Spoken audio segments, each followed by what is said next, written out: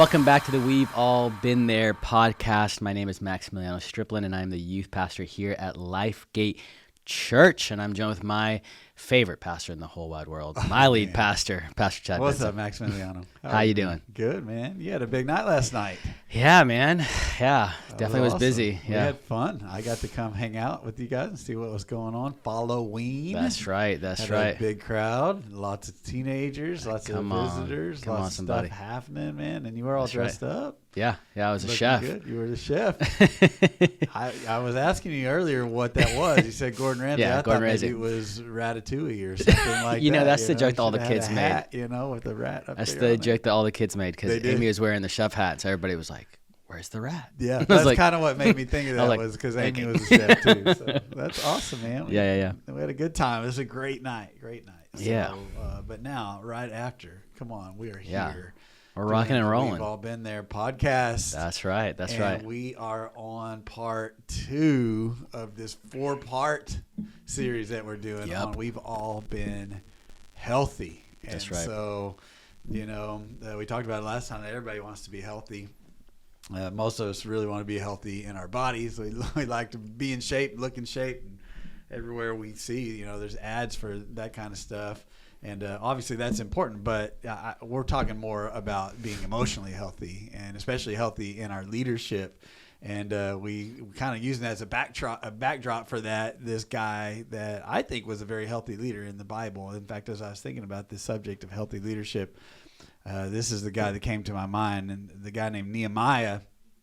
And when you follow him in the book of Nehemiah, man, that guy, he had a strong emotional intelligence. He was self-aware.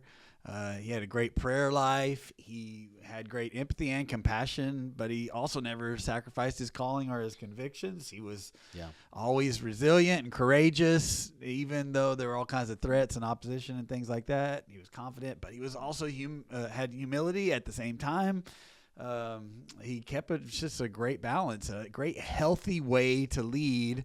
And he did it in a successful way. Like, I think sometimes we wonder if can you be a healthy leader and also be a successful leader and get things done. But Nehemiah did, because in 52 days they got the wall built. And so we've been just kind of looking at Nehemiah's life and some of the things that I think stick out to me when it comes to being healthy in our leadership that I think we can see from Nehemiah. So we've kind of broken it down into these 4 parts. We thought, well, we'll just make it into a 4-parter. Yeah. And so we talked last time about how he had a healthy posture. And Nehemiah was, he postured himself in prayer. He was always going to prayer first. He had a posture of submission to the king. We talked about that. He had a posture of humility. And so he had himself in a posture that allowed himself to be healthy. And I just encourage everybody, if you haven't listened to last month's episode, go back and check that out, because it kind of sets us up for today. But even if you didn't listen, you can still listen today. I don't think you have to be caught up, but you can go back and catch up later, right? Yep. Because we're going to look at the second one. And Nehemiah, I think, was a healthy leader because he led from a healthy perspective. Like, he had a good vision or a good way of seeing things. In fact, I think sometimes healthy leadership really comes down to healthy eyes. Mm-hmm. How do we see things? Somebody said like this. They said, you will never be right unless you see right. Okay. And I think sometimes in our leadership, I think what causes us struggles is that we get our perspective kind of skewed and our vision gets kind of messed up. And a lot of it really comes down to how we see ourselves. I think Nehemiah had a really healthy perspective of himself. He had a vision of who he was. And I know that insecurity and overconfidence, or even confidence and security, kind of all come down to this vision of ourselves, of how we see ourselves. And so, a lot of times people struggle with it. And, some people will have kind of a low view of themselves. We've all seen those people that I can't do anything right, and I don't believe in myself, and I'm just a poor boy. Nobody loves me. People who are shy and timid and afraid. I think about Gideon when I think about that, how God called him. And he was like, I'm the weakest from my clan, and I'm in the weakest family and things like that. And so he struggled with that low view. And then other people struggle with like the very high view of themselves. And you see that coming out in people who are arrogant or prideful or cocky. And we don't often kind of put that together with insecurity. But what it really is just insecurity showing itself in a different way. And so sometimes, we try to cover up our perceived weaknesses by having this grand view of ourselves or whatever, kind of puff ourselves up like a puffer fish. I feel insecure or inferior, so I got to puff myself up really good. But neither one of these are a good view of ourselves. And so healthy leaders have to have a right view of themselves, kind of like Nehemiah did. He saw himself with a healthy perspective. Paul talked about this in Romans 12, verse 3. He says, do not think of yourselves more highly than you ought, but rather think of yourself with sober judgment in accordance with the measure of faith that God has given you. So he goes, hey, don't think of yourself too high. Don't see yourself too low. Have a sober judgment. What does that mean, have sober judgment? I think it means to not be inhibited by anything. If somebody's drunk, they're inhibited by, they're inebriated, right? That's right. So sometimes I think, and it causes their vision to be blurred and to be skewed. And so I think sometimes we allow the praises of others, or we allow the insecurities of ourselves or whatever to kind of inebriate us or inhibit us. Yeah. And Paul goes, no, man, see yourself the way God sees you, with the measure of faith that he has given you. You got to have the right perspective of yourself. Yeah. As you were talking about Gideon, obviously we've talked about Moses so much that give Moses a break, but he's Moses is one of your guys, though. Yeah, he's definitely one of my guys. But he's one of those guys who had an unhealthy vision of himself, right? He's like, I have a stuttering problem. Like, I can't do this, I can't do that, right? Just telling God what he can't do. So it's like one of those moments, and it's like that cheesy quote, right? He doesn't call the qualified. He qualifies the call. Yeah, it's that whole idea. It's like, it's super cheesy, but it's the truth, right? You look throughout the Bible, and it's the busted and disgusted people. John said that last night. He said that. I was like, I love that. I've heard that before, and I just love that, how that sounds. But I love this idea of having a balance in our view.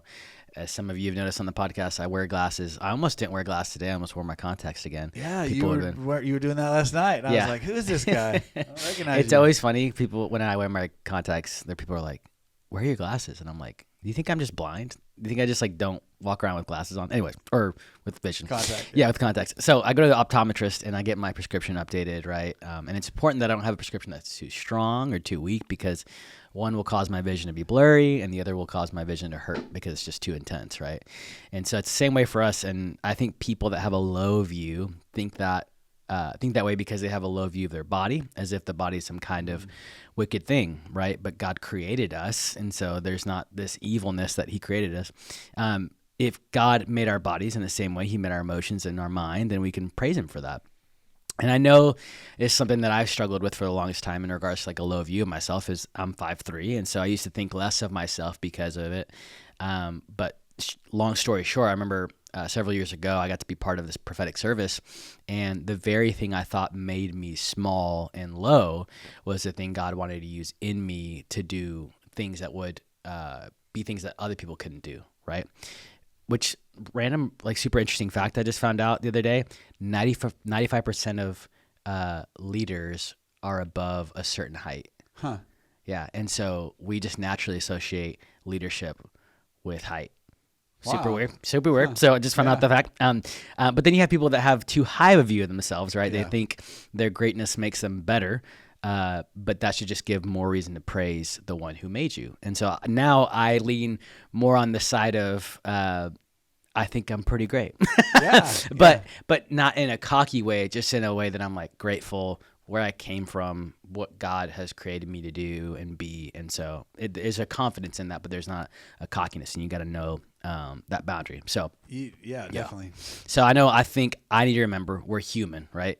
And so that makes me finite, limited. There's only certain things that I will ever be able to do, and there's certain things that I'll never be able to do, and that's okay. But the cool thing about that is that there is a infinite, all-powerful, timeless thing that lives inside of me, and that's the Holy Spirit. And so the things I can't do, I've come to terms with, but because I have the Holy Spirit, I won't ever give up.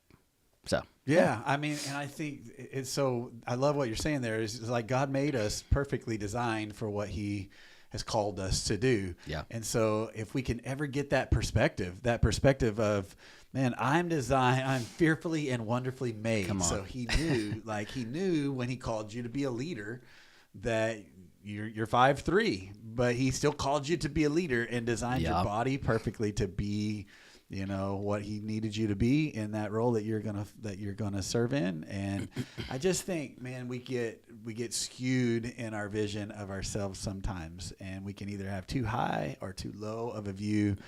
But sometimes we got to take off those glasses of pride or insecurity or inferiority or whatever that is that's causing us to see ourselves not the way that God sees us. And we got to see ourselves with the measure of faith, like Paul said, that God has given us. And so we see that in Nehemiah, that he's healthy in that way, that he didn't see himself too high.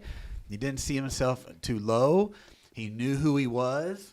He acted accordingly because of who he was, because he knew that. And we could see that he would face challenges over and over, but he never swayed from his mission.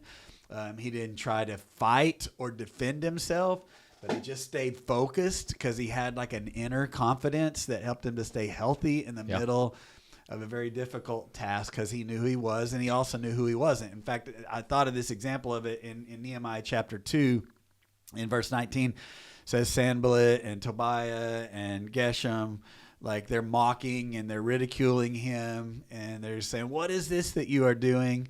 Are you rebelling against the king?" And look what he says in verse 20. Nehemiah says, "I answered them by saying, the God of heaven will give us success.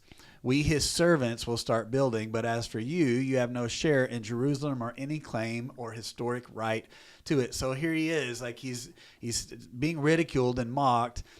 But he has this confidence about him that he says, "Hey, it's not me that's going to do this. Yeah. It's the God of heaven. He's the one that's called me. He's going to be the one that's going to give us success." And then what did he do? He set a boundary, and he just goes, "And you guys aren't going to be a part of it because you didn't get on board, right?" Yeah. And so I love that, because he wasn't passive. He didn't just sit back and take it. He wasn't aggressive, like he didn't try to fight back, but he was assertive. And that's something that I've learned working with my counselor, that my tendency sometimes would be to be more passive and just sit back and kind of let things happen. Yeah. And then what happens is, after you're passive for a while, then you get frustrated with the passive with that, and then you start getting aggressive, right? And I learned that neither passive or aggressive, or even passive aggressive, are good things. But someone who's confident, who has a right view of themselves, can actually be assertive. They can set clear and healthy boundaries. But the only way that you can do that, the only way you can live like that, is if you have a right perspective on who you are in Christ. And so when I think about the ultimate example of that, I think about Jesus when he washed the disciples' feet. I love the way it says it in John 13, that, the evening meal is coming, and Jesus knows what's going to happen, and Judas is going to betray him and things like that. But in verse 3 it says, "And Jesus knew that the Father had put all things under his power, and that he had come from God and he was returning to God. So he got up from the meal, took off his outer clothing, and wrapped a towel around his waist, began to wash the disciples' feet." And so I think about the confidence that Jesus had that could only come from this fact that he knew who he was. He had the right view of himself, and so he could do what he needed to do because he knew who he was. And I love it there. It says he knew he was. The Father had put all things under his feet. So he was confident in that. He also knew where he came from the Father. He knew where he was going. I mean, immediately he was going to go to the cross, but he knew that's not where he was going to stay. He was going to also return to the Father. And so he could confidently just do what God called him to do, because he had a right, healthy view, a perspective of himself. And so I just think sometimes as leaders, we need to get back to who am I? Well, I'm a child of the King, right? Mm-hmm. Yeah. Where did I come from? Well, I am fearfully and wonderfully made, even if I'm 5'11", or if I'm 5... What'd you say we're 5'3"? Yeah. Like whatever, I'm made by God specifically for this purpose and this task. I know where I'm going, and I'm going to heaven one day. And so I don't have anything to fear. I don't have anyone to impress, but I can walk in confidence and insecurity because I know my identity. Yeah. So, Yeah. And I think Jesus had such a cool place in his life because he's like, I came from the Father and I'm going back to the Father, you know? So it's like, whose opinion do I really care about? yeah. The Father, you know? And so, and from the start of his ministry, right? This is my son in whom I'm well pleased. Like there was this clear identification from Before he ever did anything. exactly. There's a clear identification from his father. It's like, you're not the things that you do. You are who I say you are. Yeah. And so like he knew his identity because of who God said that he was. But then also we just see it all throughout scripture. It's this, God focuses less on who you need to think you are and more of who you think he is, right? Oh, that's good. Because when I look in the mirror, I need to see a reflection of Christ, right? I need to see Christ in the mirror, Yeah. right? Not just myself, but I need to see him. And when I can do that, then I can have a confidence in what I do and who I am. So, yeah. And in that moment, then I mean, those are two different things, what Jesus did and what Nehemiah did. Nehemiah stood up and was assertive. Jesus knelt down and served, but both of those things are things that you do as a leader. Sometimes you have to stand up and be assertive. Yeah. Sometimes you have to kneel down and serve. Absolutely. But both of those can only come from a right perspective of yourself, a healthy identity, a healthy way of seeing yourself, knowing who you are, knowing where you came from, knowing where you're going. Then in those moments you can stand up and assert, or you can kneel down and serve, but you do that out of that healthy perspective, that confidence that comes from that healthy perspective. And so that's the first healthy perspective that I see with Nehemiah, is he had a healthy perspective of himself, but then he also had a healthy perspective of his assignment. And, I think a lot of times for leaders, it's not just about how we see ourselves. It's actually about how we see what we're called to do or what our assignment is to do. And so, I mean, think about how, leaders out there, how do you see your assignment? Yeah. Do you see it as something that's there to build you up and to give you a platform? Or is it an assignment that's there for you to build others up and for you to better others and for you to build the kingdom? That's good. And so with Nehemiah, he had the right perspective. When you look at it, he was accused of trying to build the walls for his own personal gain. I mean, that's what Sanballat and Tobias and Geshem were saying, are you trying to rebel against the king, trying to build your own kingdom? But he says, no, it's not for my personal gain. I'm doing this because God called me to do it, and I'm doing it to honor God, and I'm doing it to help rebuild the walls for these people who are in shame as their walls are broken down. So I'm doing this out of this calling that's not to build me up, but to build others up. And so he had a right view, not of just of himself, but a right view of his assignment, of what he was called to do. And I think a lot of times we start out with that perspective. I don't think most people get into ministry for selfish reasons. I mean, you probably didn't get back into ministry for the paycheck, or for the glory. I mean, because it is work, it is serving. You're not probably gonna make a ton of money or get a whole lot of notoriety and things like that, and whatever. And so usually we're not starting out in ministry for the wrong reasons, but then sometimes along the way our vision can get skewed, and we can forget why we're doing what we're doing, and the perspective kind of gets skewed, and then we start to kind of miss out, and we start to become unhealthy when our vision starts to get skewed and our perspective is wrong. Yeah, absolutely. So what is it that causes us to lose our perspective at times? I think there are like a couple things that come to mind. One is sometimes we lose our perspective or our vision because we get tired. Yeah. All the over 40 people out there, you know what I'm talking about, that when you get tired, your vision starts to be worse. Yeah. For me, I'm fortunate. You were talking about you wearing glasses earlier. I still don't have to wear glasses. That's pretty awesome. I'm 48 years old and never had contacts, never had glasses. Contacts, not contacts. Never had contacts, never had glasses, never had anything like that. But I have noticed a couple of years ago that I started, when I'm tired or when the light is kind of low or whatever I'm trying to read, if the font's not big enough, sometimes like reading the directions on the back of a medicine bottle or something like that. Oh my goodness, I can't see it. And so I broke down finally and got some readers. And I don't even use them that often, but sometimes I need them. And what I notice is that I need them the most when my eyes are tired. And I think that's the way it is sometimes in leadership, is that the times that we lose our vision or our perspective the most are in those times when we get kind of tired. Yeah. Our arms get kind of tired, so do our eyes, and we can forget why we're doing what we're doing and lose perspective on that. So I thought that was one of the reasons. Another one is sometimes we get comfortable, and sometimes, you start out real strong, and then along the way you start to, it's kind of comfortable here, and you start to kind of lose your vision. It reminds me of the story that I used to tell when I was a youth pastor. It's a cheesy 90s youth pastor illustration. But the 90s are coming back, so you can bring the 90s bring the stories back. Yeah, back. Perfect.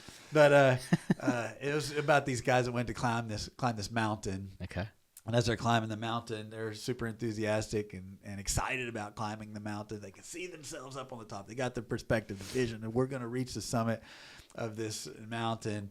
And as they go, and it gets hard and they get tired, but they keep, the vision is what keeps them going. Yeah. Till they get about halfway up and they reach this halfway point. They have like this little halfway house there where people can come in and, get warmed up by the fire and get a little coffee, get a little rest, get a blanket, whatever. And they go into that halfway place, and they're like, it's kind of more comfortable in here. We'll finish the mountain later. Yeah. And then the next, they spend the night. Oh, we're going to go the next, but no, they stay another night, until finally they're just like, we're not even going to go to the rest of the top of the mountain. Yeah. And they go on down. And what, the point of the cheesy story is that when we get comfortable, sometimes we lose our focus, lose our vision, and we forget why we're doing what we're doing. And so I think sometimes we can lose perspective on, our ministry and our assignment, and gets unhealthy when we get too comfortable. Now, sometimes it can be like, hey, we need to stop and rest, and we'll talk about that later. Yeah. Nehemiah takes time for that too. But then there are sometimes when, rest turns into kind of laziness or comfort, and we're not willing to step out of that, and that gets unhealthy because it causes us to lose vision or lose perspective. Another one, sometimes we just get discouraged. I wrote down this quote: "It's hard to see when there's tears in your eyes," and so yikes. When you're discouraged or you're filled with grief, and we'll talk about that too, because Nehemiah had to deal with that, but like, those moments are easy to lose perspective. I know I've done that where, things just weren't going the way that I wanted them to go. And in those moments, I forgot, the vision. Yeah. I lost perspective, and it became unhealthy. Sometimes you just get distracted. This definitely applies to Nehemiah, because there's that one part in Nehemiah 6 where Sanballat and Geshem, they're those guys that were always causing him trouble. And they go to him and they say, hey, we want to meet with you, and Nehemiah's like, I'm building the wall and they're trying to get me to come down. And then I love what he says in verse 3 of Nehemiah 6, I'm carrying on a great project and I cannot go down. In other words, he just goes, look, I know you guys are trying to distract me, but I'm not going to be distracted because my vision is clear. I know who I am, and I also know what I'm called to do. Mm-hmm. And so I know, and it says in verse 4 times they tried to distract me. They sent the same message to me, and every single time I kept giving them the same answer. I'm doing a good work, and I cannot come down. And the only way he could be healthy in that way is because he had a healthy perspective. Yeah. He could see himself the way he needed to see himself. He could see his assignment the way that he needed to see it. And so he wouldn't be tired, he wouldn't be discouraged, he wouldn't be distracted, he wouldn't allow himself to get comfortable. He's like, man, I'm gonna do the work, I'm gonna finish the work, and nothing's gonna keep me from it because I got a right perspective. Yeah As you were talking about the getting comfortable and getting discouraged, I immediately remembered my climb up the mountain in Colorado, the 14.5. Oh yeah. Oh my goodness. There were moments where we had to stop, 50 feet, we'd climb up 50 feet, 100 feet. And it was just like, the oxygen level is lower there. We'd get comfortable, right? It was like, oh, this feels so much better than walking up this mountain. Right. And so we'd get comfortable, we'd eat some snacks, we'd drink some water. And I was just like, can we just stay here? Yeah. and so, moments of comfortability, but then also the discouragement that I was thinking about was, I think sometimes we have a vision for our future and a vision for our ministry and our team and whatever, right? we see it, right? We see it in the distance and we go like, man, that looks good. That looks awesome. I know where I'm going. You have a clear sense of direction, right? And then as you get closer, it can feel like you're farther, you know? And so I remember as I'm going up that mountain, right? I'm like, you get to that checkpoint and you're like, I remember we were like probably 2 hours in. And I think I had heard from my friend who's from Colorado, he said it's going to be like a 3.5, 4 hour hike. And I was like, okay, cool. So perspective, right? In 4 hours, I'm going to be on top of a mountain, right? I know what the vision will look like. I'm going to be on top of this mountain. I could see the mountain from the base, right? And I'm like, man, that looks beautiful from the bottom. And when I get there, it's going to be super cool to look down. And so we're about 2 hours in, and I realize we're not even halfway, but I still see what I think is the summit. And then we go a little further, and I'm like, we must be getting close. And I remember we get to, they're called false peaks, right? And so you get to the false peak, and I'm like, wait a second. On the other side, I realize there's still a long way to go. And so I think that's another part of like getting discouraged, you know? Yeah. When you see the vision, you don't realize that there's false peaks along the way, you know? That's so true. And so when you get to the false peak, you're like, you know what? I'm good. Like, I think this is a high enough place to where I can just like settle with this vision. And so as you were talking about it, I just thought about that. Yeah. And even thinking, I've not done a lot of mountain climbing, but like, I know that I've done hiking and things like that. Sure. I was in Idaho a few weeks ago, and there was this little small mountain, but it had a little hiking trail. And I remember you'd go up and you'd get like to a false peak. Yep. And then sometimes you'd have to go down a little bit before you go back up. Yeah. You know? Yeah. And so I think that happens sometimes too. And those are the discouraging moments, because you like got to a height. Yeah. You went, then you got to go back down. But in order to get to another height, you got to go down through that valley and then back up. That's the only way to get there. And that can cause you to lose your vision and your perspective sometimes. When I'm sure Nehemiah felt that at times. I'm sure there were moments when he looked at that wall and he was like, man, we've been busting our tail and we're not, doesn't feel like we're any closer to it being finished. Or maybe there were times when, you know, they built up a section and then they got there the next morning and, you know, somebody had knocked it down or whatever. They'd had some setbacks. And it's in those moments you got to keep that perspective. And so what do we do, like, if we are having a struggle keeping our perspective on who we are and on what we're called to do? If you've lost your vision or your perspective, what do you do? How do you get it back, Max? Yeah. I mean, again, as someone who wears glasses, I go to the doctor, right? I have to go to the optometrist, because otherwise, you know, my vision over the last 5 years hasn't changed a lot, right? And so thankfully, like, a lot of the old glasses that I have, I can still wear, but I can clearly tell the difference of old vision versus the new vision that I have, right? And so there are some things in the distance that I see fine, but it's the things around me, because I'm farsighted, not nearsighted. And so it's the things that are up close that I need help with, you know? And so just like you said, you need readers, and that's something that, like, you've realized, like, okay, that this is something I need now. I have no problem seeing far, but it's the things up close that are a lot harder. And it's as simple as a quick trip to the doctor or a convenience store, looking and searching through those little visions of readers, right, that you can see what works or not. And I know for myself, unfortunately, which is going to be super sad one day because these things are the worst, but I'll probably need bifocals or trifocals or progressive lenses. And let me tell you what, as someone who's sold glasses for like 1.5 years of my life, those are so hard to sell because it's such a hard thing to do and use, and it's always like it's a big learning curve. You have to learn how to see things differently. Yeah, and I will say this. This may be like a great application, but a lot of the people that I remember came in for for glasses would want bifocals or trifocals, but they would never want to do progressives because it required them to not shift their eyes but shift their whole body. Because with progressives, it's like a gradual change of vision and not like you don't have like the little thing, you know, that lets you you can move your eye. You have to actually turn your head. And a lot of people would come back because the learning curve was too much, you know? And so I think for some people, right, they're used to the way they used to see things. But at a certain age, Yeah. It's just part of life that you have to go through this process of like learning how to see again. Well, and the whole idea of progressive, this is how God changes the way we see ourselves and see our vision and see our assignment.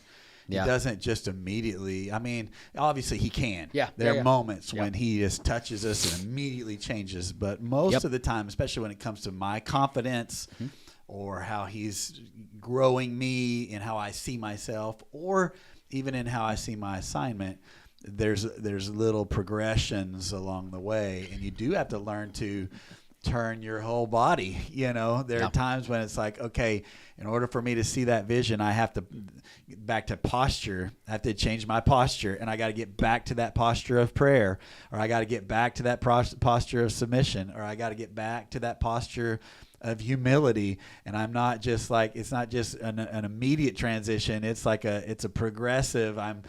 Okay, God is changing my vision. He's changing it again. He's changing the way I see myself to be even more like the way he sees me, or he's changing my perspective on what he's called me to do. And so in order to really see it that way, I got to get back in that posture of prayer. Oh God, I need to see what you're saying to me, or hear what you're saying to me, or see what you're showing me. Or I got to get back in that posture of submission. Oh, man, I was starting to think that I'm all that. Oh, man, I got to submit myself. Or I got to get back in that posture of humility so that I can, again, see myself right, or see my vision right. Man, that's good stuff in there, Pastor Max. Yeah. Yeah. And then I was going to say, surround yourself with people that can see what you can't, right? Yeah. So most people know about 2020 vision, right? But there are some people that have better vision than 2020 vision, which I was surprised and learned that this was a thing. But people have 2015, and that means that you can see things from 20 feet away, versus people that have 2020 vision can see things from 15 feet away clearly.